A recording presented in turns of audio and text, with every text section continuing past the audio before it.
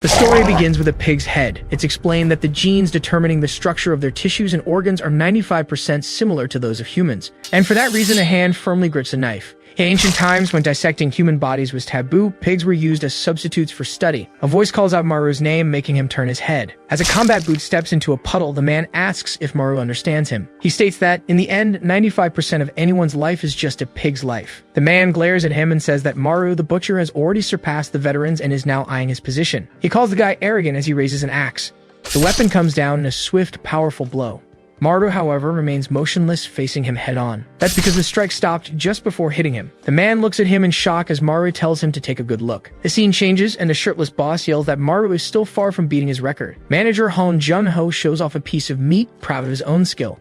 Beside him, the employee Maru agrees without interest, continuing his work. With a swift motion, his knife cuts through the meat with precision. Then he slides it between the ribs, separating them perfectly. The boss hugs him from behind, praising his technique, but Maru tells him to stop getting in the way. Ignoring the request, the manager turns and yells for someone named Kim Yang. He calls her again, but she seems to be asleep at her desk. Then he screams her name with all his might, making the girl jump up. The accountant Kim Yang, with her mouth full, questions what this field work is. She waves goodbye and asks them to bring back something tasty. The boss grabs Maru again and asks if he knows how much he cares. Maru reflects that this care means terrible pay, overtime, and no days off. With a passionate expression, the manager says it's all his love for him. He then asks if Maru remembers the test he gave him on his first day to slaughter a pig. The manager recalls promising to pay Maru if he could take down a pig, a task most people would hesitate to do. Just the thought of taking the animal's life would be a huge obstacle. But Maru showed no hesitation and carried out the order without even blinking. In that exact moment, the manager knew one thing. He throws a bucket of water over his own head and declares that Maru was born to be a butcher. Maru complains about being dragged there in the middle of his shift. And to make matters worse, he realizes the boss wants him to scrub his back. The manager tells him to use the strength he used in school fights, but Maru refuses to work without pay. As Maru scrubs his back, the boss understands that he really needs money. Maru confirms with a serious look that he needs a lot of money. The boss then offers a job that might not fix his house, but could pull him out of the cycle of poverty. Maru accepts immediately and asks what he needs to do, and the manager wants to know if he really studied in Japan. With a wide, bright smile, the boss says that's enough and tells him to get ready for the trip. Their destination is revealed as a plane crosses the sky towards Japan. A short time later, Maru gets off the plane and waits at a bus stop in rural Japan. Alone at the bus stop, he realizes he's been left behind. His expression changes to pure shock and disbelief. He understands the plane has already left, abandoning him in Japan. 6 months have passed since that day. Maru was sent there at the request of a Japanese company that needed an urgent supply of meat. Working without a single day off, he wonders why he's doing this in another country. Besides the exhaustion, he notices that something about the workplace is very strange. Despite the alleged staff shortage, he's the only butcher, and a sinister man watches him all the time. When Maru tries to tell the man he can't smoke there, he's met with ridicule. But the most suspicious thing of all is the work itself. The company only wants the ribs perfectly separated, discarding all other parts of the meat. He holds one of the ribs and notices it feels strangely heavier than normal. Squeezing it, he's certain that something is hidden inside. His butcher's eyes spot a thin cut line and a white powder leaking from the crack. He finally understands that this is a job no Japanese butcher would take, which is why the Yakuza are watching him so closely. He stares at the rib in his hand, suspicious of the white powder leaking from it. However, he decides to focus on the job, thinking he'll be going home soon anyway. Immediately, he changes his mind and wonders if he shouldn't just leave right now. The scene cuts to the office in South Korea, where his boss answers the phone surprised. In a phone booth, Maru yells that he can't stand another 6 months of night shifts and Yakuza surveillance. The boss yells back, questioning why he's acting like this now, after so long. Maru retorts that it's not sudden and that there's something very wrong with that place. The manager reminds him of his family's debts and how he begged for this opportunity. He presses him, asking if Maru thought making money was easy, but promises to sort everything out in a month. Maru grits his teeth and agrees to the deadline, having no other choice. Hanging up the phone, he punches the wall in the booth, frustrated about being trapped because of money. With an angry glare, he curses the hellhole he's in. Back at work, he slams his knife into the meat. He takes out his anger on the task, telling himself he just has to endure for one more month. Just then, a voice calls him in Japanese, and he turns with a weary expression. The Yakuza guard approaches with a disturbing smile and asks if the work is going well. Then he touches Maru's face with the same hand he used to adjust himself, making Maru decide that this is the guy's end. The man continues, saying he's tempted to recruit him, which pushes Maru to his absolute limit. However, he sees a gun tucked into the man's waistband and forces himself to keep his composure. Maru changes the subject, and the guard explains he's leaving early and that the rookie will take his place. At that moment, someone's footsteps approach, and the guard announces the rookie's arrival, A huge tattooed man appears, and Maru is shocked to learn they're the same age. The guard introduces Maru and orders the rookie to tape the ribs to the designated spot. Holding a bowl, the rookie asks where exactly the designated spot is. The boss gets annoyed with the question and tells him to use his head and just leave them in any corner. Suddenly, the meat hooks on the ceiling begin to swing violently. Maru looks up, confused and scared by the unexpected tremor. Then the entire warehouse starts to shake violently. An earthquake hits the site, and the boss desperately screams not to drop the cargo. The rookie loses his balance and stumbles from the intensity of the quake. The rookie yells as he drops the bowl, scattering dozens of ribs across the warehouse floor. On impact, the bones shatter, releasing a thick cloud of white powder into the air.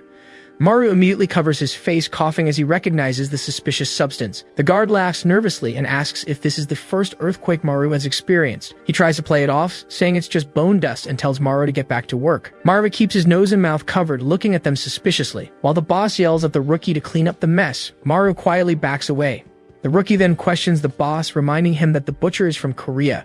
He assumes Maru doesn't know what they're dealing with, and more importantly, that he doesn't understand Japanese. With his back to them, Maru replies in perfect Japanese, telling him to shut up. He looks over his shoulder, confirming that he heard and understood the entire conversation. The guard glares at the rookie with fury. He realizes too late that the Korean actually understands their language perfectly. Without hesitation, the guard shoves the gun in Maru's face. He apologizes just before he attacks. With the gun aimed at his head, Maru despairs, thinking his life is going to end like this. He reflects on how he worked hard every single day, just trying to support his family. After all that effort, he finds himself about to die in such a meaningless way. His eyes widen in terror as he stares down the barrel of the gun up close. As the man's finger prepares to pull the trigger, Maru refuses to accept this end. The voice of his old boss returns to his memory, reminding him of the test on his first day of work. He recalls that while most would hesitate, Maru carried out the task without even blinking. Unlike others who would be shaken after taking an animal's life, Maru remained calm.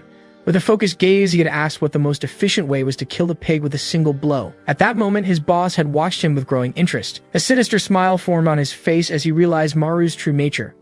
He understood that Maru was born to be a butcher, whether of pigs or of men. Back to reality, Maru moves in a single fluid motion. With a cold, determined look, he finally accepts his true identity. He is a butcher. The guard curses the situation, clutching the stump where his hand used to be. Maru reflects that to this day he has slaughtered countless pigs, animals with 95% similarity to humans. And because of that experience, his eyes focus as he knows one thing very well. He knows exactly where to make the precise cut. He knows the exact spot for a blade, and above all, he knows exactly how to take someone down. He stares at his blade, finally understanding that he is in fact a butcher. In his mind, he recalls having processed countless pigs to this day, but now the body is bleeding for real. He then wonders if what he just defeated was a pig or a person. Back to reality, his eyes widen as he realizes that, yes, it must be a person. Just then, heavy, quick footsteps advance towards him. Maru looks up, startled by the sudden presence. A furious man runs at him, screaming his name. He then tackles him, trying to bring him down. The impact throws him back, sending him crashing into the pig carcasses. He hits him hard and yells, questioning why he touched his brother. The man continues, saying he was a good person who was about to propose to his girlfriend. Maru just watches the blow approach, sensing the imminent danger. He realizes that to get out of this, he needs to hit a vital point, so he drives the blade in with all his might. Maru is shocked to see the attack didn't have the expected effect. The man calls him a punk and lands another punch, asking if he thinks he's never been stabbed before. He scoffs, saying a toothpick like that doesn't hurt, and Maru is astonished by his resilience. In a fit of rage, the man lunges to grab him again. He grabs him by the throat, squeezing with crushing force. He screams, leaving Maru unable to breathe. Maru's vision darkens and he hears a familiar voice calling his name. In his mind, Hong Jun-ho's voice explains that pigs have strong bones and thick fat. He reminds him that a true butcher must memorize the best path for cutting, and that with time he would instinctively be able to see this path on their bodies. Back in the present, Maru begins to twist the dagger still lodged in the man's flesh. With a cry of pain and effort, he keeps twisting. The pain finally hits him, and the man recoils as Maru lands a blow. In his mind, Hong Jun-ho's voice echoes, stating that no matter what anyone says, he is a natural-born butcher. With a fixed gaze covered in gore, he finally accepts his true nature. Before him, the two men are now just bodies in the meat locker. He tries to drag one of them, muttering to himself that this guy is heavier than a pig. Suddenly, a wave of nausea hits him hard, and he covers his mouth to hold back the vomit.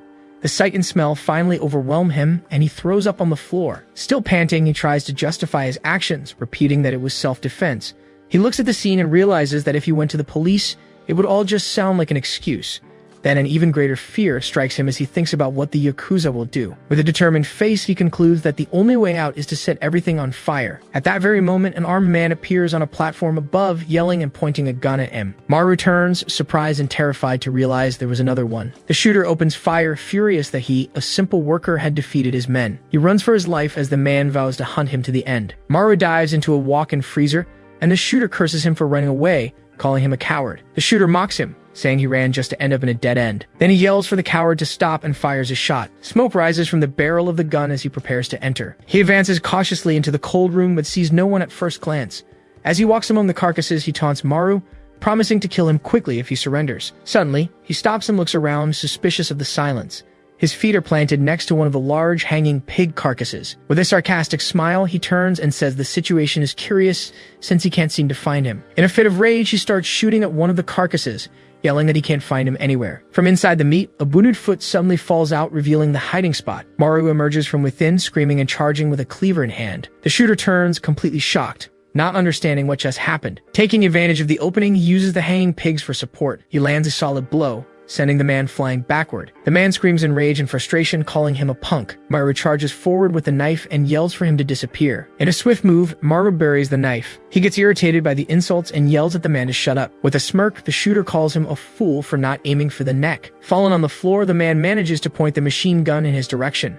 He aims it up and yells for the pig to disappear for good. His finger is on the trigger, but it trembles, unable to pull. He grows desperate, unable to move his fingers. In his memory, Hong Jun-ho explains the brachial plexus, the bundle of nerves connecting the spinal cord to a pig's front legs.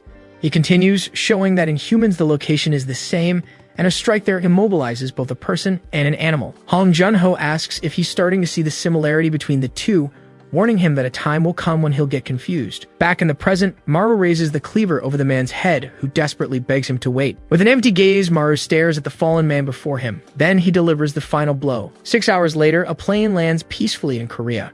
Maru climbs a long staircase in his neighborhood, carrying his travel luggage. Suddenly, fatigue hits him and he stops, panting and exhausted. He stops, thinking that maybe he should move out of this neighborhood. He remembers that luckily, he managed to catch a flight back without being followed by the Yakuza. To ensure his safety, he set the place on fire, erasing all traces of what happened. He arrives in front of his house, believing that now everything is finally over. He now descends the last few steps towards the back entrance. Reaching the door, he finds it strange to see the lights on so early.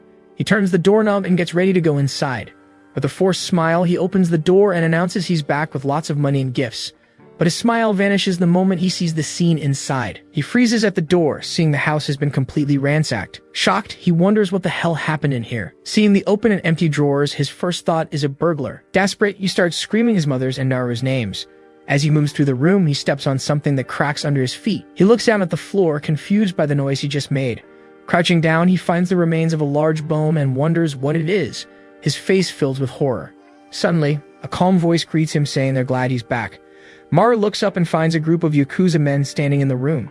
He can't believe they've already managed to find him here. An older, serious-looking man confronts him and asks if he is Maru. The man then says he was looking for them anyway, and that Maru made the job easier. Maru grips the broken bone like a weapon, realizing they followed him to Korea to finish the job. With the bone in hand, he clenches his fist and vows to himself that he will defeat them all. Maru's expression changes to one of complete surprise and confusion. The man shows a police badge and introduces himself as Detective Han Tae-sik, from the Narcotics Investigation Division. With a serious look, he calls him by name and formally asks him to come with them. Maru stares at the man, incredulously repeating the words Detective and Narcotics Division. He looks through the door and sees police officers outside, realizing it wasn't the Yakuza but the cops. Images of the men he defeated in Japan flash through his mind, and he wonders if this is because of that. The detective interrupts his thoughts, saying he'll explain the details later and asking for his cooperation. Maru looks at the mess in his house and questions if the police are allowed to do this and what he did wrong. One of the officers quickly says that he's got it all wrong.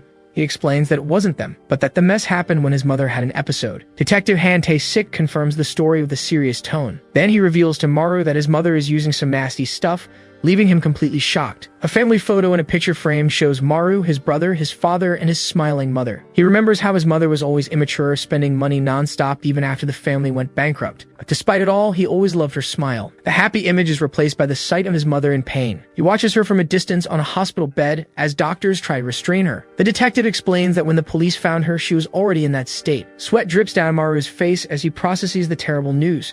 The detective then shows an evidence bag explaining that this stuff was found at the scene. He asks Maru if he knows when his mother started using drugs. Maru answers that he's not sure, and the detective presses him, wanting to know if he really doesn't know anything. The detective's gaze narrows, suspicious of the evasive answer. He finally says he understands and hands over his business card, asking him to call if he remembers anything. In the hospital hallway, the two officers walk away while Maru stands by his mother's bed. Later, inside a car in the underground parking garage, the situation is tense. Detective Han lights a cigarette. Beside him, his younger partner coughs and cries, choked by the thick smoke.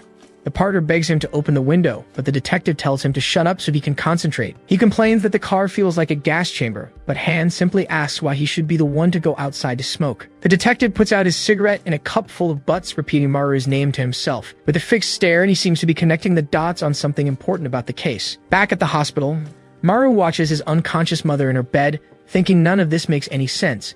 He reflects that without any information, the Yakuza couldn't have moved faster than him. Then he wonders who would do this to his mother, and just then, his phone rings with manager Hong's name. Answering the call, Hong Junho worriedly asks if he's okay after the fire in Japan. Maru says he's fine but tries to end the call, saying he has work to do. On the other end of the line, Hong insists dramatically that he tell him what's going on. Suddenly, he directly asks if Maru's mother used drugs, leaving him speechless. Hong starts laughing hysterically, and Maru, furious, demands to know what he just said. The scene reveals Hong Junho relaxing while getting skin treatment, and he asks if Maru received the bone marrow well. He continues, mocking the idea that the Yakuza could have found his address. Maru stays silent, wondering what he did wrong to deserve this. Hong reassures him cynically, saying he did nothing wrong. Then he reminds him that he's an elite butcher and that he has a spot saved for him. Maru explodes with rage, shouting about what he did to other people's families. Hong cuts off the shouting with a cold voice, calling his name and making him stop. He then reveals that Maru's sister misses him so much that he decided to pay her a visit at her company. He reminds him that his mother needs rehab and he needs money to live. From the hospital, Maru hears the offer that he can make a lot of money by cutting. Even as he grinds his teeth, Hong invites him to go pick up a nobody with him. He then says goodbye in a cheerful tone, saying they'll talk later. Maru hangs up the phone and stares at his mother, still unconscious on the hospital bed. His hand grips the phone tightly, feeling the weight of the decision he has to make. With his face shrouded by darkness, he accepts his fate, having no other choice. The scene changes to a delivery truck. One of the men scolds his coworker for just standing there and insults him, saying this kind of task suits him better. Suddenly, one of the heavy bags falls from the back of the truck and hits the ground. His coworker sees him standing there and yells at him to pick up the pig that fell. Annoyed, the man picks it up and curses him out. He lifts it into the air, asking if this is how he treats the meat, and threatens to tell manager Hong. The man curses but obeys, hoisting the heavy bag onto his shoulders. Getting out of the truck, he mutters and swears under his breath in frustration. Supervisor Baksilko complains about the heat and the number of packages to load. His colleague Choi Duel tells him to go get the rookie when he's done. Baek gets annoyed and accuses him of treating him badly, but Choi reminds him he lost at rock, paper, scissors. With a provocative smile, Choi suggests he's scared of the rookie. A vein on Baek's forehead pops with anger at being called a pig. He grabs a meat tenderizer and furiously asks who he's calling a pig. Unfazed, Choi pulls out a bombing knife. The two weapons clash as they face off. The tension between them is so intense it manifests as a red dragon and a white tiger facing off. Choi taunts him, asking if he's finally mad after being called a pig for so long. The two glare at each other with hatred, ready to continue the fight at any moment. With a sigh, Choi puts his knife away and calls him adorable. He says he's leaving, that Baek can have the truck, certain he'll cause an accident. Later that night, the delivery truck is parked in front of the building. Inside the truck, Baek is sleeping peacefully. Suddenly, a bubble pops, waking him from his trance. A cat appears at the truck window, and Baek asks if it came to cover for Supervisor Choi. He picks up the cat and plays with it, asking if it came for the smell of meat. Then he grumbles, wondering why Choi is taking so long. He goes down the stairs, complaining that Choi probably went to dinner with the rookie without him. Seeing the building door ajar, he assumes they had so much fun they forgot to close it. He walks in, calling for Choi while holding the cat. His eyes widen in shock at the scene he finds inside. The hallway is completely destroyed, with bottles and broken glass scattered across the floor. He approaches a body, cursing at Choi for bringing the rookie here. He asks the rookie where Supervisor Choi is, warning him about Manager Hong. Confused by the lack of response, he leans in for a closer look. He finds Choi. Looking closer, he tries to call his name again. Desperate, he runs a hand through his hair, unable to believe that idiot let this happen. He grips the handle of his mallet, questioning why the rookie would dare point a knife at his superiors. With a manic grin, he warns the rookie that if he keeps up that attitude, he'll be on the floor soon. At that moment, Soma approaches, interrupting his intimidation. Baek comes face to face with Maru, who questions the word superior with a defiant tone. With a cold gaze, he asks coolly if Baek is also from World Livestock. Baek cracks a mocking smile, clearly underestimating the situation. With the sledgehammer on his shoulder, he insults Maru, saying kids these days have no respect for their elders. In an explosive move, he attacks with the knife, aiming for Beck. With a wide, unsettling grin, Beck tells a joke, asking if he knows what you call a strong cow. He answers it himself, sausage, while blocking Maru's attack with a violent swing of his sledgehammer. The impact is so powerful that the blade of Maru's knife shatters. Maru stares at the handle in his hand, shocked that his weapon was destroyed so easily. Beck raises the sledgehammer for another attack, yelling for the rookie to get a grip. Far away, a table is filled with a party cake and several expensive gifts. In a decorated room, men in suits clean up a mess while one of them remarks that he can't believe they sent Chief Beck to get the new guy. Another man agrees, worried that the combination of the two is dangerous, especially knowing Chief Choi's personality. A third, more agitated man shouts that Director Hong guaranteed this rookie was the best of the best. The argument heats up and one of them growls, asking if they have a problem with Chiefs Choi and Beck.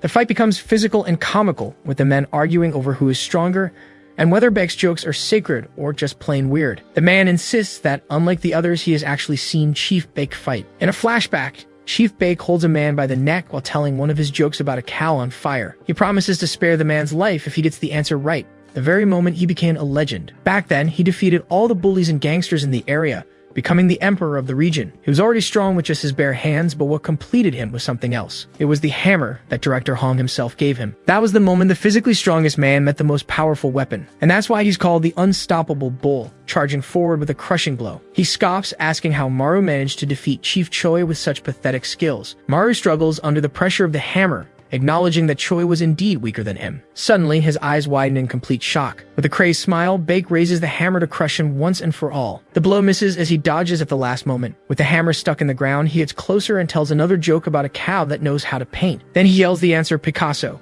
As he attacks again, Beck yells, annoyed that he isn't laughing, and hits him with a punch, but Maru manages to block the blow with his arm. The impact throws him against the wall, and Beck complains that he doesn't even laugh when his superior tries to lighten the mood. Maru realizes that the more they fight, the faster his opponent gets. Beck gets angry, questioning why he keeps attacking without responding to his words. He raises the sledgehammer and says that they'll see when he finally starts to laugh. While attacking relentlessly, he tells a series of jokes about cows, one hatching from an egg and another driving a car. The sequence of blows and jokes continues, with Beck moving in a brutal and unpredictable way. He finishes a joke by smashing the floor and screaming the answer. A wide, insane smile spreads across his face as he admires the destruction. Maru seizes the moment and lunges forward with the broken knife handle, aiming for a blind spot that opened up. In an instant, his eyes widen at the perfect opportunity. The psycho actually caught the blade with his teeth. He tells another joke about a cow that bites a knife.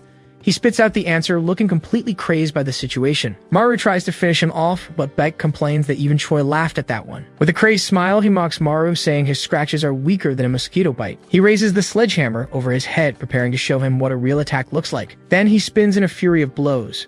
His hand tightens on the weapon's handle with crushing force. He brings the sledgehammer down in a final blow, and Maru rolls aside at the last second to escape. Lying on the floor, Maru realizes with frustration that the man has gotten even faster. He can barely follow his movements, understanding that now he can't even dodge anymore. Beck takes the chance and knees him in the face.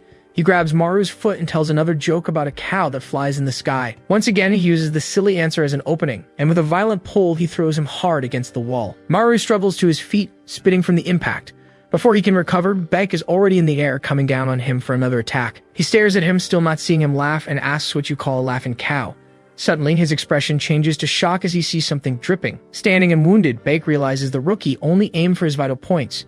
He finally understands why Director Hong called him the best of the best. Still standing, he looks down at Maru on the floor and says he wants to ask him something. With a defiant look, Maru asks if anyone ever laughs at his horrible jokes. Beck's expression twists into a blind, absolute fury. He tightens his grip on the sledgehammer's handle, saying he thought about going easy on him since he's new. But now he screams, enraged that Maru dared to insult his jokes. Elsewhere, someone hammers a nail. It's Hong Jun-ho, admiring his artwork with a satisfied smile. He then looks at a photo of Maru in a heart-shaped frame, praising how photogenic he is. He interrupts his employees' fight, and they immediately salute him. Hong reflects that, among everyone, Chief Beck would be the perfect partner for Maru. His men agree that despite the rookie's talent, Chief Beck is still the best. Hong's smile vanishes, and his expression turns grim. With a threatening voice, he asks why they are addressing our Maru so informally. The men are shocked and confused by their boss's unexpected reprimand. Hong questions them, saying they should address Maru as manager. One of them protests, saying the new guy is only 23 years old. With a smile, he reminds them that they called Chief Beck the Unstoppable Bull. Back in the fight, he says that a bull is still just a beast. The heavy sledgehammer finally slips from his weakened hand. He falls to his knees, defeated, as Maru stands over him. Bake looks up, exhausted and shocked by his own defeat. No matter what a beast does, how could it ever defeat a real butcher? He finally understands Maru's strategy, realizing he wasn't just blindly cutting. He realizes Maru used a technique to make all the cuts burst open at once the moment he exerted his strength. He admits to himself that he thought he was just toying with a rookie. He understands that, in reality, he was dancing in the palm of Maru's hand the whole time. Staring down the tip of the broken knife, Bake calls him rookie. Maru raises the sledgehammer and asks what you call an animal that can fall. Suddenly, he finds himself in a shower of confetti and celebration. Before him, a crowd of men congratulates him and welcomes him as manager Maru. They shout with enthusiasm, promising to serve him with all their hearts. Maru says nothing, simply tossing something in their direction. The crowd gets excited, seeing the badges fly, thinking it's a gift. But their joy turns to pure horror. He then reveals the badges belong to 2 more pigs he's dealt with. With a defiant look, he tells them to pick them up if they can. In response, all the men draw their weapons, ready to attack. Maru turns his back on them and walks for the elevator, indifferent to the threat. He turns back with a hateful glare and calls them pigs, questioning why they don't fight. Sitting on a throne, Hong Jun-ho watches his men ready for a fight and comments on this Maru guy. He notes that Maru has become much stronger than expected. In the center of the fight, Maru defends himself from multiple simultaneous blows. He then uses a mallet to strike one of the men. Maru glares at his enemies with a furious look, while Hong Jun-ho just watches. All the henchmen charge, screaming at Maru. He rushes forward with his knife, and with a single spinning motion, he takes down all the men around him. Hong Jun-ho tells himself that this won't be enough. He then leans forward, resting his hands on his knees and standing up. His fist clenches as he whispers Maru's name. But instead of fighting, he grabs 2 glow sticks and starts waving them frantically. Jun-ho yells for Maru to keep going and finish them all, leaving his subordinates completely confused. The scene changes to docile pigs in a field. Although they are passive animals, they sometimes attack humans. For a butcher, the first step is to knock out the pigs. Maru raises the meat tenderizer mallet into the air, and with a single blow, he brings it down on one of the men. One of the henchmen yells furiously, questioning how he dares to use Chief Beck's mallet. He then charges forward, ordering them to cut everything up as an offering on Beck's altar. The next step to follow is bleeding, because before dissecting a pig, you have to drain everything. Maru raises his knife, now fully aware of this. Then he plunges it into the henchman who yelled. With the man limp in his arms, the others charge to attack him from behind. Maru uses the man's body as a shield, making him the victim of his own comrades. The other men stop in shock, calling Maru a bastard for taking Chifo hostage. One of them runs towards Maru, screaming that he's going to save Chifo. Now comes the first main stage of the dissection process. As the name implies, it is the act of skinning. With a crazed look, Maru raises the knife, ready to flay. He then charges forward, cutting down everyone in his path, while Hong Jun-ho decides to leave the rest of the steps for later. The men's bodies lie on the ground, all defeated. Panting, Maru catches his breath for a moment. He then rises amidst the bodies, holding the mallet in one hand and the knife in the other. The survivors stare at him, terrified, calling him a monster and wondering how they could ever beat someone at the manager level. As he takes a step forward, one of them desperately screams for him to stay back. At that moment, Jun-ho's voice calls out to him, and Maru turns in surprise. Suddenly, he attacks without even thinking. Jun-ho's voice continues, saying a time would come when even he would be confused. He then asks if Maru knows what he is killing. With a terrifying smile, he crushes the object in his hand until it shatters into pieces. The scene changes abruptly, and Hong Jun-ho appears holding a birthday cake, asking what he thought of the people he killed. He then shoves the cake hard into Maru's face, yelling and asking if they looked like pigs. Jun-ho declares he knew Maru would become like this one day, the same kind of butcher as him. Hong Jun-ho says that's enough playing with the pigs and invites him inside. Maru lifts his head and asks where his sister is. The two stare at each other for a moment, until someone steps on the remains of the cake scattered on the floor. Jun-ho recognizes her as Kim Yanning while Maru turns to look at her. With her eyes full of tears, she wonders how someone could be so cruel. She brings a frosting-covered finger to her mouth, still crying. Kim Yang glares at the group and asks who was responsible for this. Her face contorted with fury, she yells again, demanding to know who did this. Lying on the floor, one of the injured men recognizes her and tries to speak. But before he can finish his sentence, he is stopped. With his foot on the man's body, Hong Jun-ho points directly at Maru. Immediately, the other 2 surviving henchmen also turn and point in the same direction. Maru is completely confused by the accusation and can only say me. Suddenly, a gunshot echoes through the room, the bullet whizzing inches past his head. With the gun aimed directly at Maru, Kim Yang calls him a scumbag. He throws himself to the ground to dodge the shot, surprised that she's armed. Having fought an armed opponent before, he knows he needs to close the distance. Crouching, he prepares to charge, knowing that even though it's risky, it's his only chance to win. But to his utter surprise, she's the one who runs towards him to attack. Maru is shocked that she closed the distance between them herself. Despite his surprise, he reacts in time to deflect the gun. The gun fires into the air amidst the struggle, and now she is finally within his reach. With a focused gaze, he decides he'll end the fight in a single blow. However, she anticipates his move and prepares a kick. The blow lands squarely on his chin, snapping his head back from the impact. He growls in pain, feeling the force of the unexpected kick. Before he can recover, she hits him with a series of punches. He spits, not understanding how this girl can be so strong even in close quarters combat. She continues her furious assault, screaming about avenging her cake while he can't find an opening to defend himself. Han Junho yells for Maru to be careful, revealing that Kim Yang is the best agent that, in that same instant, she manages to knock him to the ground with a swift blow. Junho finishes his sentence, saying she was trained by North Korea, as she pins him down and points the gun at him. In a flashback, dozens of bodies are scattered across the floor and over the tables. Kim Yang is eating noodles and meat. She sits alone at a table, devouring the food amidst the chaos. Someone slowly approaches the girl. A muscular man with an axe on his shoulder appears, asking which livestock killed the pig he was hunting. He lifts his sunglasses, saying he wants to see the face of the one responsible. His eyes widen in surprise as he takes in the scene. He realizes the little girl isn't a pig, but a human. With her mouth still full, she asks who he is and if he's a soldier from the Southern Army. The man gives a sinister smile and replies that she's a person, but a beggar. He places a soda bottle on his axe and tells her to take her time eating. The girl grabs the drink and keeps eating, prompting the man to comment on her appetite. He suggests she could make a lot of money doing mukbang, and she asks what that is. Realizing she doesn't know, he shows her a video on his phone of a girl eating. He explains it's a way to make money just by eating like that. The girl is shocked at the idea of making money just for eating so much. Her eyes sparkling, she can hardly believe she can earn money for this, as the man offers her a job with even more food. She suddenly stands up, declaring that her revolutionary spirit will never be corrupted by American capitalist ideals. But when he offers unlimited meals and snacks, she immediately swears loyalty and calls him master. She then gathers the rest of the food to clean the area, and he asks her to bring back some ice cream. A week later, Hong Junho reads about a strange explosion in the newspaper and seems intrigued. Suddenly, Kim Yang appears in torn, dirty clothes, and he asks if she was responsible for what's in the paper. He then changes the subject and asks if one of the popsicles she's eating is his. With her mouth full, she pretends not to know what he's talking about and is then formally introduced. The scene cuts back to the fight, with Kim Yang pinning Maru to the ground, aiming at him. With a desperate effort, Maru manages to divert the weapon just as it fires. He uses the force of the movement to throw her aside and break free. Seizing the chance, she lands a powerful kick to his face. The intense fight continues in the background as a fallen cell phone on the floor starts to ring. The call is from his wife, with an encouraging message from his kids on the screen, while the phone's owner stumbles nearby. Lying on the ground, Shifo answers the phone and tells his daughter he's a little busy at work. His face twists in horror as she innocently tells him that she and her mom already ate eel. Desperate, he asks what she means by that, as his daughter explains that her mom is also sleeping over at Grandma's house. He lets out a panicked scream when the girl asks if she's going to get a little brother now.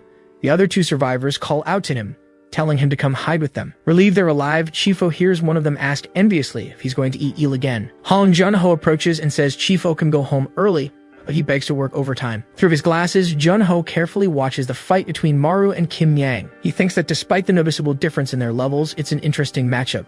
One of the henchmen trapped under his leg asks if Miss Kim Yang will win. Junho laughs and agrees that his Yang fights well, with skills as incredible as the amount of food she eats. The henchmen start cheering, shouting for Kim Yang to finish off Manager Ha. With a dark smile, Hong Junho asks if they know something. He explains that while Kim Yang was trained to be perfect, Maru was already human, even when he knew nothing. He'd only taught Maru a few things because he found him interesting, starting with a lesson on deboning. In a flashback, he demonstrates a precise cut on a carcass, stating that dissection must be done in a single blow. Immediately, Maru replicates the move perfectly and asks if that's how it's done.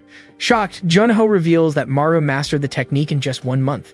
He remembers Maru complaining about the difficulty, and how he decided to propose an even greater challenge since he learned so quickly. The challenge was a monstrous creature in chains, a task that would take even a chief-level employee an hour. Junho then unleashes the beast and orders Maru to give it a try. He recalls what he thought about Maru. The boy didn't even take 5 minutes to bring down the creature. At that moment, Junho was certain he had found the perfect butcher he had always been looking for. Back in the present, Maru seizes an opening and manages to disarm Kim Yang, sending the pistol flying.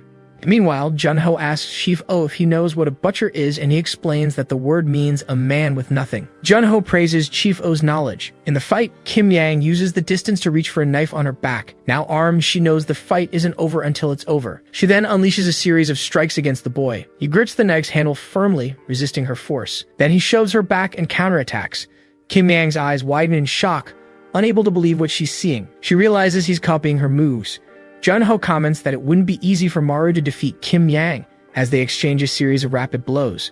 However, he points out that it's impossible to ignore the fact that Maru is improving by the minute. Maru manages to block one of her attacks with the blade of his own knife, and in the end, the fight comes down to a matter of time. Both prepare for the next move, planting their feet firmly on the ground. The question is whether she can defeat him before he catches up to her, or if he can hold on long enough to surpass her. Jun-Ho then turns to his men and asks if they're also curious about the outcome. He gets up, standing on top of them. With a malicious smile, he says he won't let them watch. The men beg to see the end of the fight, but instead, Jun-Ho simply crouches down. Right in front of them, a single swing of his axe creates a shockwave that sweeps through the entire hall. He says he's going to show them something even more interesting, leaving Maru, Kim Yang, and his henchmen terrified. With the axe on his shoulder, he calls out to Maru in a serious tone.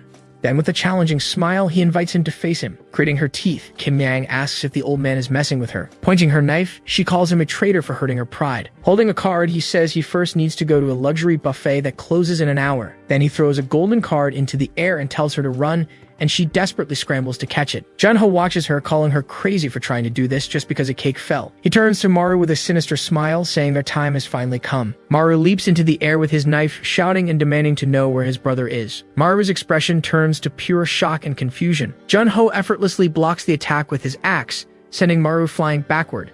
Maru wonders what that man's true strength is. Hong Jun-Ho approaches and says that from now on, they need to fight with everything they've got. Maru's eyes widen in high alert. A white line cuts through the air and Maru feels as if he's been split in two. He freezes, feeling the cut without even being touched, and whispers Chief Hong's name. Jun-Ho warns him that if he lets his guard down, he's done for, leaving Maru even more shocked by his power. Maru begins to remember when he was 21 years old. After his father's death, he had to become the head of the family. Because of that, he had to work at World Livestock to survive. The work was tough, but honestly, it wasn't so bad. He remembers Hong Jun-Ho teaching him the tricks of the trade, because there was someone there who treated him like his own son. Maru trusted him, but then he saw his mother in a hospital bed and wondered why. He screams in desperation, demanding to know why it happened. He furiously attacks Jun-Ho, screaming and asking why he did that to him. Jun-Ho blocks the blow with ease, yet Maru demands he tell him the reason. He then strikes with the axe, reminding him to keep his movements simple. Jun-Ho explains that the bigger the movement, the bigger the opening, and Maru thinks he's found an opportunity. With his knife raised, he prepares to strike, certain this is his chance. But Jun-Ho just flicks him on the forehead, teaching him to tell a real opening from a fake one. With his forehead marked, Maru realizes that attacking Chief Hong's openings just doesn't work. Maru wonders what to do if attacking the openings doesn't work, considering slicing him up bit by bit. He also considers charging in and ending it all at once like he did with the supervisor in glasses. However, he remembers the fight against Kim Yang and realizes he needs to approach this differently. With a wide, unnerving smile, Hong Jun-Ho approaches and asks what Maru is thinking about. He warns him not to daydream in the middle of fight.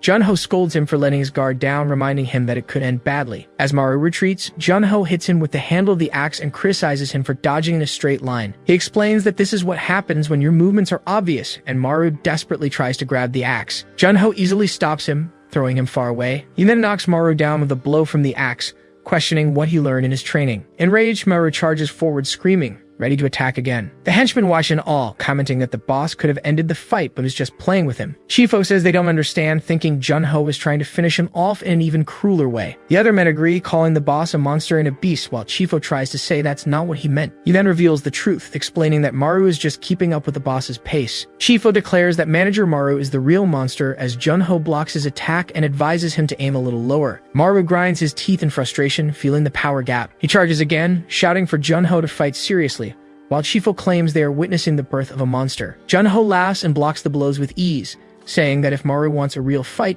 he needs to come at him with everything he's got. As Maru keeps improving with each attack, Jun-Ho points out that he's still missing something. He then uses the weight of the axe to overpower Maru's knife, explaining that its size gives him an advantage in a direct clash. Maru can barely move under the pressure, while Jun-Ho taunts him, saying he's not even using his full strength yet. He falls to his knees, exhausted, and Jun-Ho asks if he's been eating properly to have so little strength. With the axe pressed against Maru, he questions if the kid really thinks he can do anything with that kind of effort. Under the pressure, the blade of Maru's knife shatters. Jun-Ho then smashes the ground beside him with the axe, ordering him to get up, because humans don't crawl like animals. He stares at the broken knife, and Jun-Ho asks if he's going to cry over a broken sword. Since things have come to this, Jun-Ho suggests they fight barehanded. Seeing another knife, he jumps to grab it until his boss asks if fighting without a weapon scares him. Jun-Ho concludes that Maru really does need a sword as he picks up a table. As Jun-Ho throws the table at him, Maru screams that he won't just stand there and watch. He then leaps, screaming and ready to attack, but Junho just seems annoyed by the situation. At the last second, Junho bends down to tie his shoelace,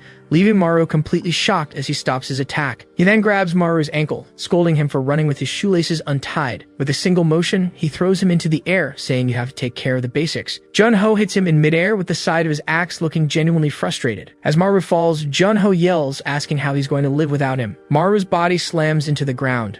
With the young man down and groaning in pain, Junho decides that's enough for today. He approaches and asks if Maru was wondering why he did all of this. He asks if he knows how much the factory he burned down in Japan was worth. The answer comes next. The factory was worth 300 billion won. Junho then questions if he thinks he can handle the Japanese who will now come after him. In the end, Maru will need to find a way to settle things that is acceptable to them. Then he brings up Maru's mother because she is proof of the punishment he deserves. Junho then points to the bodies on the floor, saying this whole mess proves Maru's ability to pay the money back. He holds his sunglasses and calls Maru by his name. With a smile, he extends his hand and invites him to work with him. He says that while 300 billion is a lot of money, Maru can earn even more if he works with him, as everything is already set up. Junho then turns and walks away, telling Maru to get back to work as soon as he recovers. Lying on the floor, Maru wonders why all of this happened. He thinks that if there was a reason for everything, Junho could have just explained the situation. Hearing the question, Junho turns around and says the answer to that is obvious. With a maniacal smile, he states that this way is much more fun. Maru remains on the floor, staring at the ceiling, completely exhausted and defeated. A small smile begins to form on his face as he lets out a faint laugh. Suddenly, the laugh turns into a hysterical and uncontrolled roar of laughter. Junho turns around with a satisfied expression and asks if Maru has to admit it was fun. Maru slowly gets up, agreeing that it was fun but also completely ridiculous. He faces Junho and confesses that he saw him as his mentor, his father, and his savior. Maru runs his hands through his hair in disbelief and asks if all of this was just for his entertainment. He accuses him of messing with his family just for fun and then corrects himself from calling him Chief Hong. Maru then renames him, calling him Hong the Pig. With bloodshot eyes, he grabs his own hair and declares that now it begins. Hong Junho clenches his fist, furious, and asks if Maru just called him a pig. With his body enveloped in a red aura, he raises his axe and challenges him to come at him with his ultimate weapon. Meanwhile, Sungshin approaches and asks Chief O what he's doing on the ground. He replies that he's writing his will and tells his men to do the same quickly. Chief O explains that no one has ever survived after seeing Hong Junho fight for real. His conclusion is terrifying. They're all screwed. Junho swings his axe, shattering the ground, but Maru leaps back and narrowly dodges. Maru senses another attack coming his way. Junho calls out to him, saying he was proud of him, and asks if he's forgotten everything he was taught. He charges with the axe, yelling that he had warned him not to back up in a straight line. Suddenly, something catches Junho's eye and he stops. He grips the axe handle tightly. Then Maru launches into the air with his knife ready as Junho realizes he baited the straight line attack to aim for his face. Junho wonders if he was aiming for the very axe that pinned him to the ground earlier. With a defiant smile, Junho admits that a challenge is good. Maru presses the knife towards him, but Junho says that to cut his face, he'd have to get closer. In a swift, precise move, he catches the tip of the knife. Maru manages to slash his chin. With another move, he follows up with a powerful strike. Chifo's men yell in shock, unable to believe that Hong Junho has been wounded. Junho stands still for a moment, showing no reaction.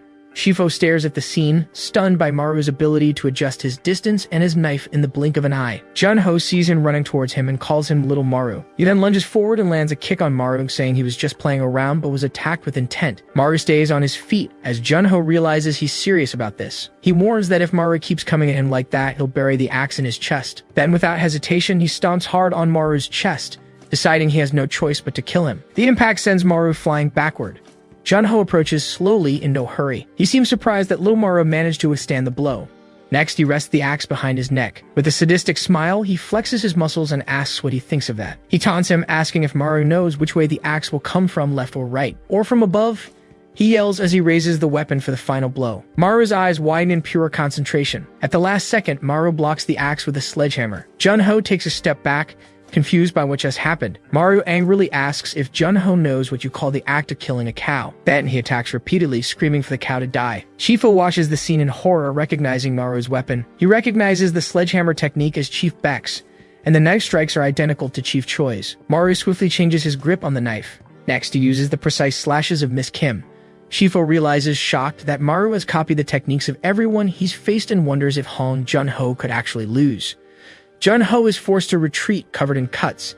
He grits his teeth, furious, and lets out a curse. In an instant, he grabs Maru by the neck and asks if he really sees him as a pig. Junho starts punching him relentlessly, yelling that he treated him well and cleaned up all his messes in Japan. He continues to beat him, questioning if this is how Maru dares to see him. With a final punch, he throws him aside, asking if this is how he repays his kindness by becoming his enemy. Junho picks up his axe and warns Maru not to get it twisted, because he hasn't used his full power even once. Maru's blood drips onto the floor. Though exhausted, Maru gets back up and Junho asks if he really wants to see this through to the end. He raises the axe and declares that he can't let him die. Upside down, Maru reflects that if he's going to die anyway, he might as well kill his opponent first. He asks himself if he should be thinking about death after giving up all his memories to get his revenge. To keep from hesitating, he forced himself to throw away all the positive feelings he had for Junho. He even went as far as abandoning his emotions to see people as objects, all so he could win. Maru thought he had thrown everything away, but he realizes there's still something he hasn't discarded. The only thing he had left was his own life. He faces Junho, who prepares for the final blow with his axe. To win, he understands he'll need to throw away his life along with his opponent's. He prepares to abandon his will to live in everything else. Then, Maru runs and leaps for the final attack. Suddenly, Kim Yang appears, shooting and yells, asking if he wants to die. Furious, she declares she's going to stir up a real hornet's nest. Her eyes widen in pure shock as she sees something. The gun slips from her hand and falls to the ground. Han Junho turns with a smile and asks if the little lady has finally arrived. Junho throws a key on the ground and tells Kim Yang that she'll find a safe in his office. He reveals that all of her contracts are inside, leaving her completely stunned. He then tells her that half of everything in there is his retirement money, and he instructs her to give the other half to Maru before falling backward lifeless. Maru stands over the body, calling out to him in a low voice. With tears of fury and pain, he grits his knife and screams for him to attack him once and for all. In a flashback, a boy begs for his life. Junho rips out his eyes. This is the story of a man who sits on a pile of bodies. A man who lived as the king of a pigsty, eating desperately. This breeding ground, called the pigsty, raised humans like pigs in a special way. First, to push them to the extreme, they kept them hungry. They withheld food to bring them to the brink of starvation, as hunger made them violent. The hunger was so intense it turned anyone into a beast. Then they would give them food one last time and watch. A desperate hand sinks into the sludge of food. The system was simple. Watch the only pig that survived this hell, and see how he gets all the food for himself. But no matter how much a pig runs, in the end, it's just a pig. And it would be tamed with even stronger violence, like the repeated sessions of starvation, a brutal and hideous violence that shaped the man he became. Only a few pigs survived the harsh selection, protecting their food with their own lives. Then these selected pigs are sent on missions. He approaches a mob boss and asks if he is the Sea of Blood of Mappo, leaving the man surprised. In the blink of an eye, he stabs the man. The fate of these pigs is sealed from the beginning. The boss's henchmen stare at him, shocked and furious. They are raised to fight and, in the end, to be slaughtered. But sometimes, something different happens. The pig that was supposed to be slaughtered returns alive. Even when they return, they are met with a gesture of contempt. The pig doesn't become human again. It just returns to its cage. He sits alone in his cell, reaffirming to himself that he's a pig. He believes he must live and die like a pig, but fate wouldn't allow it. He was sent to his death countless times, but he always came back alive. And as he kept surviving, a new thought began to emerge. A question started to echo in his mind. He would look at the pile and wonder if he was hunting humans or pigs. And as always, he played his part now, wearing a suit and carrying his axe. One day, upon returning, he was met by a group of men who commented on his arrival. The man with glasses introduced him to a woman, saying this was the pig he had been talking about. Faced with Junho's indifference, the man became visibly irritated. He struck him with a baton, yelling about how a mere pig dared to ignore him in front of the others. Junho's eyes filled with fury as he realized the hypocrisy of the one who raised them like animals. The man apologized to the president, saying the guy was skilled but had no manners. Suddenly, she slaps him, scolding him for interrupting their discussion. She stares at him and states that he isn't a human either, but a pig, leaving him speechless. At that moment, Junho realized that if he was no different from an animal, then he would take the reins of his own destiny. He stood up and advanced on the man. The others tried to stop him, shouting that he couldn't touch that person. But he raised his axe and furiously declared that he would become the king of pigs. The president watches him, surprised by his audacity. Without hesitation, he buries the axe in the man. The man falls to the ground, finished. Junho takes the sunglasses from the corpse. He puts them on and tells her that if she wants to use animals, she better use the best there is. She stares at him with a serious, indecipherable expression. With a subtle smile, she agrees to give him a chance. And that's how his kingdom was born, an empire of butchers. His life was all about raising and training pigs. During these monotonous days, he met Yang, and he also met Maru. As he spent time with them, he began to dream of a day when he too could live like a human being. But this hope was cut short by a cruel order, questioning what dispose of meant. He yelled into the phone, furious, asking why he should dispose of them after cleaning up Maru's mess and making a deal with the Japanese. The president's voice sounds cold and final, stating that they have done well so far. She warns him that if he doesn't dispose of them, he will be disposed of along with them. Then she threatens him, asking if he'd rather be sent back to the pigsty. With a clenched fist, he reaffirms to himself that he is a pig, and for a pig, orders are absolute, but even so, he still wanted to save Maru. He thought that if he brought Maru into the underworld, the president would change her mind. But everything changed when Maru himself began to see him as a pig and that he could not bear. Being seen that way by him was unacceptable. He admits he thought about killing him as ordered. However, in the end, he just couldn't kill him. He saw the difference between a pig living without purpose and a human risking their life to protect what's important. And seeing Maru that way, he felt ashamed of himself. In that moment, he wished to become a human. He wanted to be seen as a human. He leans in and tells Maru to look. With a fatal wound in his chest, he asks if, in the end, he is a human. With a smile of acceptance, he tells Maru that he must live like a human until the very end. This is the story of the king of the pigsty. The story of a man who died as a human being. A shadow falls over Junho's body. Choi Ki-jong kneels beside him in laments, saying he wishes he had been the one to kill him. He is the senior managing director of world security, an imposing and somber figure. He forces Junho's eye open. Ki-jong holds his eye and declares he's taking back what was stolen from him. He steps away from the body, coldly wishing him to rest in peace. On the phone, he confirms the situation to President Yu. He reports that Junho is dead and that the safe under his responsibility has disappeared. Facing an army of men, he reassures her, telling her not to worry. As a van drives down a dark, rainy road, Ki-jong concludes that it doesn't matter where Junho's killer runs. He promises he will finish him, and that he will bring the safe back. The scene cuts back to Choi Ki-jong, who's on the phone with Chairwoman Yu. He looks at his screen and confirms the information he received. Through the security cameras, he reports that Junho is dead, and that the safe he was responsible for has disappeared. Ki-jong reassures her, saying it doesn't matter where Junho's killer runs. With a punch, he shatters the screen and swears he'll finish him. He then concludes, promising to bring the safe back. Back at the scene, the security camera turns toward them. Maru approaches Junho's body and calls out to him. With his face streaked with tears of rage, she screams for him to get up and fight. Kim Yang thinks in shock that he wasn't this strong a moment ago. She wonders how he could have gotten so strong so suddenly as he walks toward her. Her instincts alert her, and her hand tightens on her hidden weapon. Her intuition screams at her to avoid this man at all costs. Startled by his aura, she lets out a tense breath. With her hands up, Kim Yang surrenders. Maru presses the knife against her and asks why she wants to die sooner. At that moment, Shifo's men throw themselves in front of her, yelling for them to stop fighting. Sung-shin desperately explains that with Director Hong dead, they're dead too, so there's no reason to fight. Il-bong adds that if they stick together, their chances of survival increase. They form a human shield around her, protecting her from Maru. Maru then asks with a serious look where his younger sister is. The men look at Kim Yang and suggest she must have taken her. She thinks for a moment and realizes he's talking about Hanaru. She begins to explain that Mr. Hong sent her to feed the girl, so she took her to an expensive Chinese restaurant. But the company card was maxed out and she had to leave to get a new one. The scene shows her remembering the crushed cake and how, consumed by rage, she fought with her butcher comrade, the one behind the accident, and then in the middle of the chaos with Mr. Hong, she completely forgot about him. With her face covered in tears, she confesses that she has sinned. On the edge of the moving van, Kim Yang prepares to jump and asks if she should leap from there. The men explain they need to split up to not complicate the route, encouraging her to show off her North Korean Special Forces skills. Terrified, she turns to Maru and says she can't do it. With a cold, commanding look, he simply orders her to jump. She leaps from the van, shouting an oath that she will complete her mission. While the other men praise her impressed, Maru remains silent. He thinks to himself that he needs to save his mother and Naru, and that he must act fast because the world group is coming. Meanwhile, at Maru's house, Detective Han Tae-sik analyzes the crime scene and finds no victims.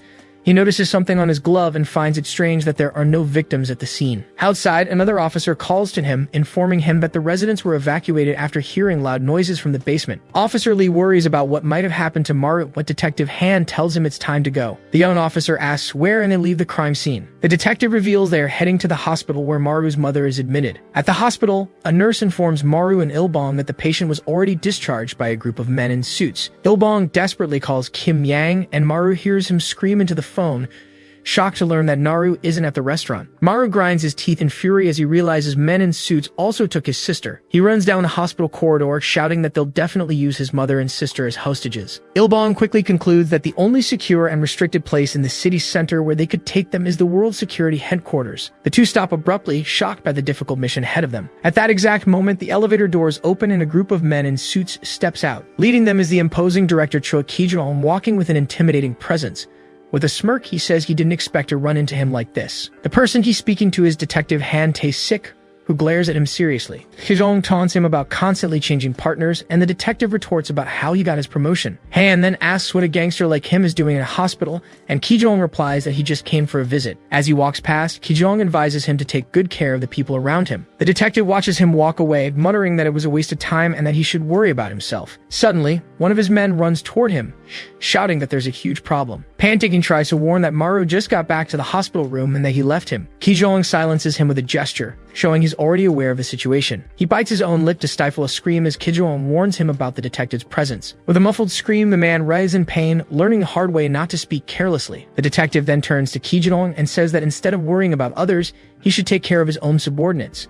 He threatens him, saying the next visit will be to his coffin, and that he'll make a generous donation. Intrigued, Kijong wonders how Maru managed to move faster than them, and suspects he might have helped. Meanwhile, Maru and Ilbong come across a man who greets them. A tall, well-dressed man approaches, saying he was waiting for them. He invites them into the car so they can talk. Maru glares at him, suspicious of the sudden appearance of another man in a suit. Driven by rage, she lunges forward and asks if he's the one who took his mother and sister. The man calmly confirms it, and Maru's eyes fill with fury. Surprisingly, the man bows, apologizing for his rudeness.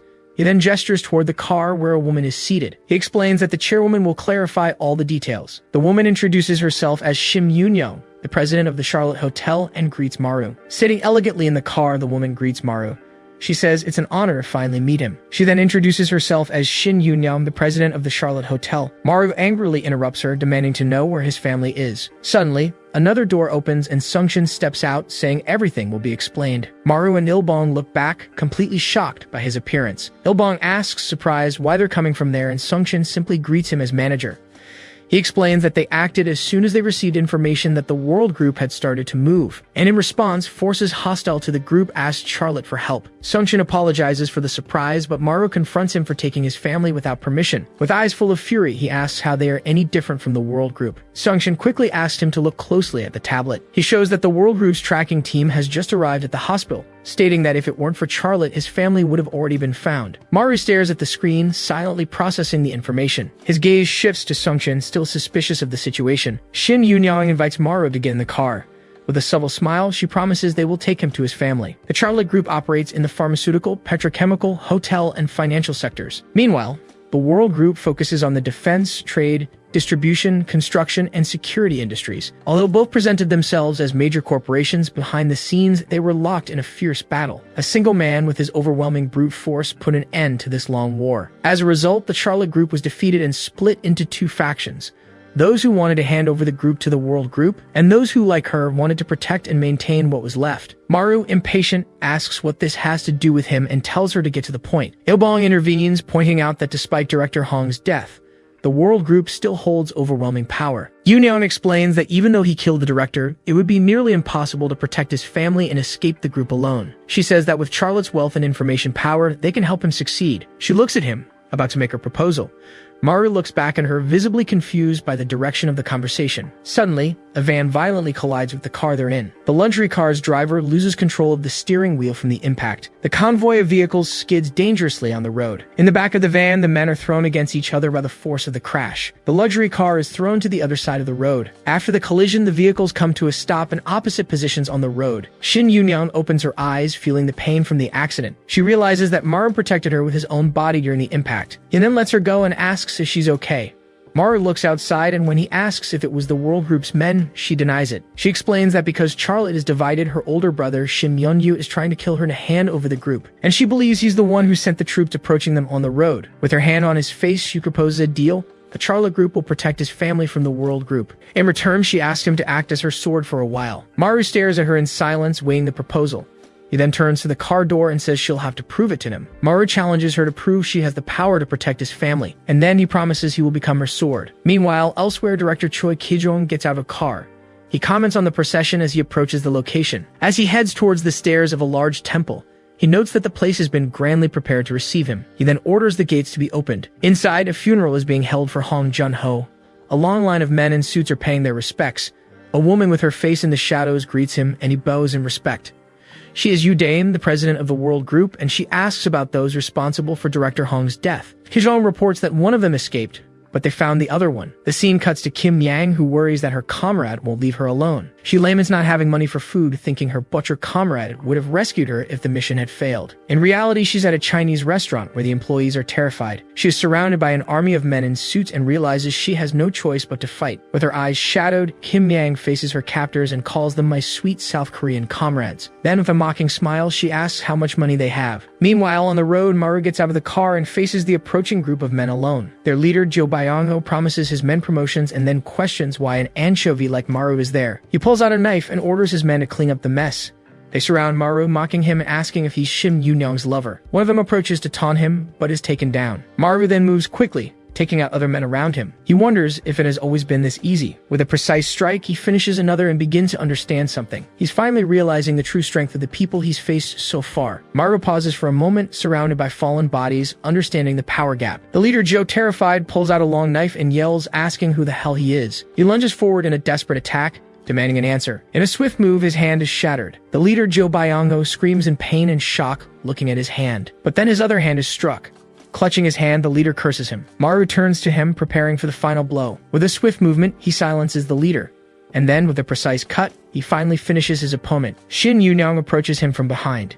He turns around and says he's proven himself, and now it's her turn. Maru faces her and demands that she prove she has the power to protect his family. He looks at the wrecked car and asks how they'll get to his mother now, and if they'll have to walk. She smiles and reveals she's already called for transport, as a helicopter appears in the sky. Yoon-young reminds him that he asked her to prove her power. She then invites him to go, and reveals their destination, that person's funeral. Outside the temple, a mantra is recited about the vows that bind the heavens to this sacred realm. Inside, a monk continues the prayer, declaring his repentance for all evil acts born of greed, anger, and ignorance. The head monk, accompanied by his disciples, then chants a song to the Buddha that purifies the obstacles of karma. As the prayer continues, Chairwoman Yudane, in a solemn gesture, lights an incense stick in honor of Hong Jun-ho. Director Choi Ki-jong watches the ceremony until one of his subordinates hurries over. The man informs him in a low voice that there's a big problem outside. Ki-jong then goes down the temple stairs to investigate. Outside, he is informed that Maru has appeared on the scene. Meanwhile, at the Chinese restaurant, Kim Yang searches the bodies of the defeated men,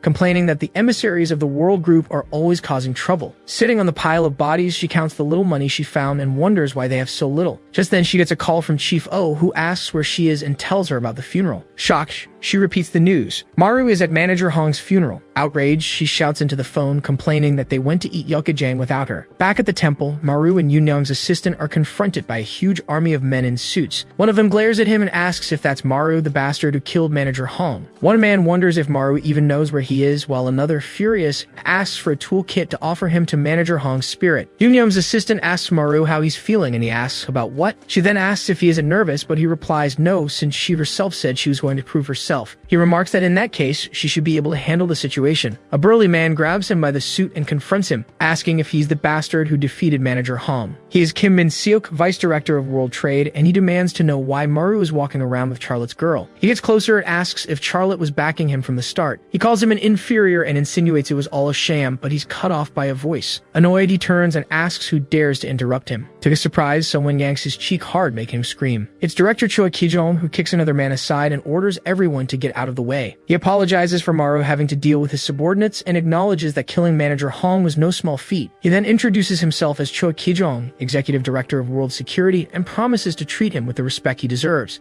However, other men approach and tell Director Choi not to have all the fun for himself. The President and Vice President of World Investment Securities arrive, and one of them wonders if capturing Maru would make him stronger than Manager Hong. The World Group executives argue over who will have the honor of fighting, with one declaring that Maru is his and the others can have what's left.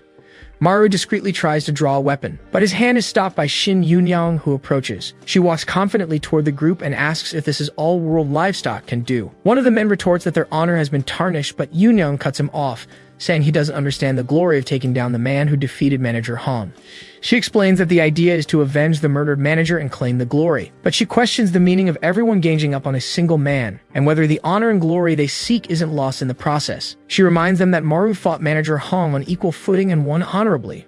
Then she taunts them, asking if ganging up on him finally gives them the confidence they lacked when Manager Hong was alive, which enrages them. Kim Min-seok gets angry and declares that he won't tolerate anyone touching his people. Yoon then makes her final threat, warning that if they kill Maru here, they must prepare for a war. She concludes, saying there will be no honor, glory, or profit, and challenges anyone confident enough to bear those losses to step forward. With a look of contempt, she calls them all talk. The executives fall silent, visibly intimidated by her threat. Maru watches her, surprised and impressed by her display of power. A voice applauds slowly. It's Chairwoman Yu Dane who approaches and addresses Shin Yoon-young. She remarks that, just like her father, Yoon-young is good with words. Then she turns to Maru and stares at him, and identifies him as the man who killed Manager Hong. She studies him with a curious gaze and a slight smile. Her smile widens, revealing a predatory expression. Yu Dane turns to leave with her men and promises they will meet again. As she walks away, Maru asks who that woman is. Yoon-young's assistant explains that she is Yu Dane, the chairwoman of the World Group, and warns him that she is the person he needs to be most careful of. The assistant then takes off her high-heeled shoes, and the two of them walk barefoot through the temple. They finally stop in front of Hong Junho's funeral altar. His portrait shows him with a wide, defiant smile,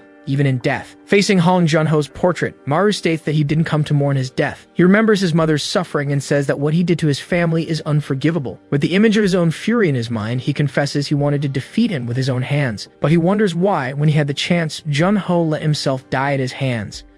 He recalls the last words of his former mentor. In the end, I'm only human too, aren't I? And then he questions if the final advice, you must live your life as a human until the very end, was really for him. He bows in a gesture of deep respect, asking why he died for him and why he said those words. Maru acknowledges that he might not know the answer now, but he believes that if he can survive, one day he will find what he's looking for. He asks Junho not to worry. He stands up with a new determination and vows that with everything he learned from him, he will defeat everyone and survive. Outside the temple, Shin Yoon-young calls out to him. With the wind blowing through her hair, she declares that from the moment he walks through that door, he will be her sword. Maru shows a faint smile of acceptance. He and Yoon-young's assistant then walk away from the temple, under the light of the rising sun. The helicopter blades spin rapidly, preparing for departure. From the temple courtyard, Director Choi Ki-jong watches the aircraft take off. With a cigarette between his lips, he murmurs Maru's name. He flicks the cigarette away and adds Shin Yoon-young's name to his list. As the cigarette falls, he runs a hand through his hair. With a smile, he declares that things are about to get interesting. The imposing facade of the Hotel Charlotte rises in Seoul. A week later, Shin Yoon-young walks through the lobby as the staff bows in reverence. A subordinate hurries over, saying there's a big problem with those people. He explains that they're trying to break into the safe again. Yoon-young sighs, remembering they are Maru's colleagues. She asks them to handle the situation discreetly, but another employee interrupts her with a new problem. He points out that the woman has started eating the guests' food. Despite the chaos, their presence has brought a sense of peace and normalcy to the hotel. Two men bow as the president approaches the door of the VIP room. She and her assistant enter the room. Inside, Maru is with his sister, Hanaru, next to a hospital bed. Shin Yoon-young smiles and greets Hanaru. The young woman pulls her aside and asks if something is wrong, since her brother won't tell her anything. Yoon-young quickly turns her face toward Maru. From across the room, Maru confirms he would never tell her. Maru asks his mother to lie down, but she feels uncomfortable with Shin Yoon-young's presence. Yoon-young approaches Hanaru and reassures her, promising to do her best to help. Their mother thanks her and asks her to please take care of her son. Yoon-young holds her hand and tells her not to worry, as Maru has been a great help. Suddenly, the assistant enters the room, warning that there is a huge problem. She sighs and asks who caused trouble this time. Her expression changes completely upon hearing the answer. The man reveals that Vice President Shim Young-yu, her brother, has arrived at the hotel. Meanwhile, outside a police station, Detective Han Tae-sik stands before an investigation board confirming the death of Manager Hong. He recalls that Hong was the main suspect in the distribution of ribs. The investigation also revealed a burned-down Japanese facility and a missing witness. Now, members of the World Organization are looking for a man. The detective stares at Maru's photo in the center of the board, questioning his role in all of this. At that moment, another detective runs into the room, saying he has new information. The younger detective shows a photo on his phone and reveals they've identified the woman with Maru. Han Tae-sik reacts with surprise upon learning it is Shim Yoon-young, the president of the Hotel Charlotte. Back in the hotel room, Yoon-young faces the situation, furious at her brother's actions. He turns around with a woman in his lap and notices his sister's presence. They watch Eun-yu at a table with other women, demanding the president serve him a drink. Maru leans forward and coldly asks if he should end this. She stops him, grabbing a bottle of wine and asserting her authority as president. With a smile, she decides that since the vice president wishes it, she will serve him a drink herself. The red wine begins to pour from the neck of the bottle. She pours the entire contents over her brother's head, sarcastically asking if it tastes good. Yoon-young continues to pour the drink with a smile on her face. She states that she turned a blind eye when he submitted to the World Organization, and now she confronts him for openly mingling with their dogs. Sitting on a nearby sofa, Executive Director Choi Ki-jong takes a sip of his drink and calls her rude.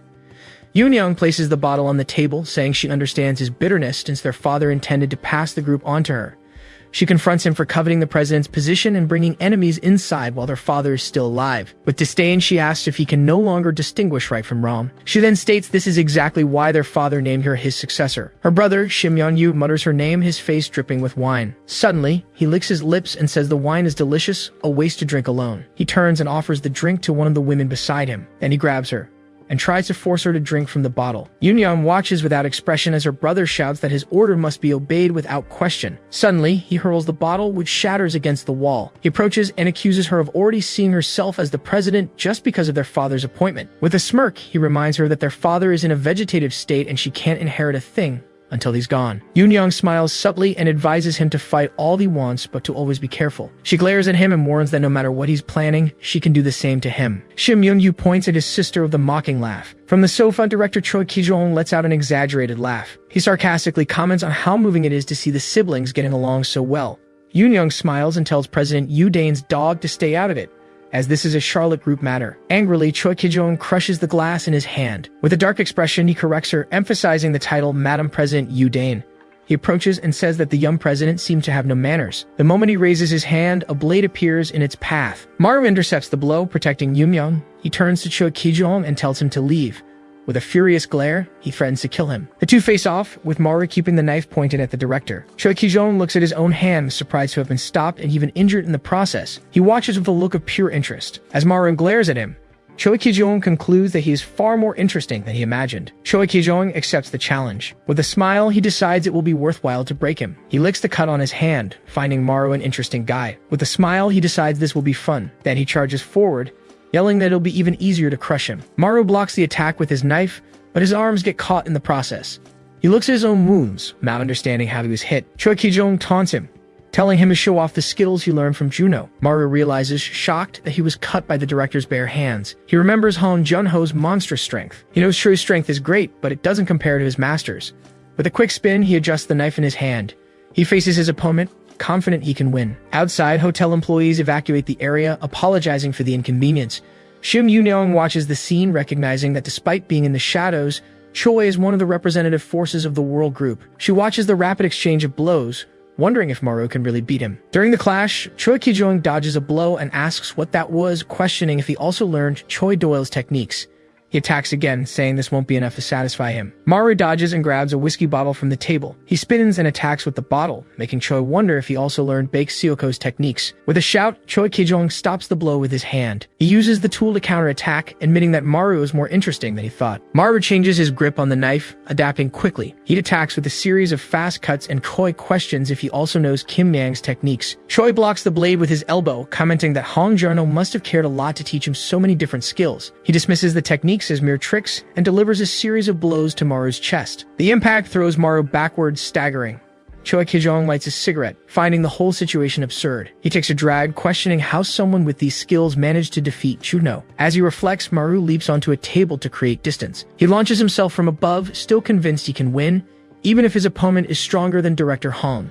Choi looks up, disappointed, as Maru realizes he needs space to execute his real plan. Choi Ki-jong tries to grab him in mid-air, scornfully asking if this attack is all he's got. He strikes him in the side, declaring his disappointment. Maru falls to his knees, coughing from the impact of the blow. With the cigarette between his lips, Choi states that he didn't defeat Juno, but that Juno led him. He concludes that Juno must have been going senile to be defeated by someone like him. Enraged, Maru screams and charges with his knife raised. Choi raises a hand, saying he'll teach him what Juno couldn't. He stops Maru's attack with ease, grabbing his wrist.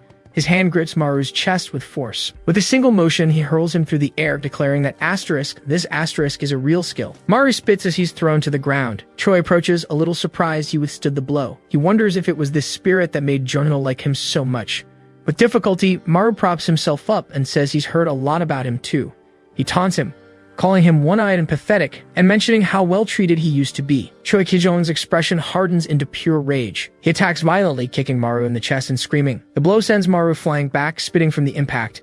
Enraged, Choi hits him again, yelling and questioning what he knows about him. He roars that he should have been the one to defeat Juno. As he knocks Maru to the ground, he yells that he didn't deserve it. Maru realizes he's being completely overpowered in strength, speed, experience, and skill. An image of his mother and sister in the hospital room flashes through his mind. He despairs, questioning how he can protect them if there are others as strong as Choi. Choi glares at him, asking what he should do. He prepares for a final blow, yelling for Maru to disappear if he can't get stronger. Across the room, Shim Youngyu cheers and encourages Choi. He continues, promising the company's shares, but suddenly his voice cuts out. A silhouette appears behind Youngyu, halting Choi's attack. Choi faces the mysterious figure and comments that he's been seeing him frequently lately. With a cigarette in his mouth, Detective Han Tae-sik tells him not to worry and to continue. He points a gun at Choi Ki-jong and states that he will also continue what he planned. With the barrel of the revolver in the foreground, he warns that if Choi takes someone down in front of the police, he'll take him down too. Choi raises his hands in surrender as other officers arrive, sarcastically claiming he was just teaching his junior a few tricks. As he's escorted away, Shim Eun-yu yells at the officers, who decide to let him go since he isn't today's target. Detective Han turns to Choi and comments that he seems to have aged. He then mentions that a kid managed to land a hit on him, and Choi looks at his own chest, confused. He sees a handprint on his shirt and begins to understand. He remembers the moment he punched Maru. Then he realizes that Maru used one of his own techniques immediately after seeing it. Choi is shocked, concluding that Maru copied all the skills,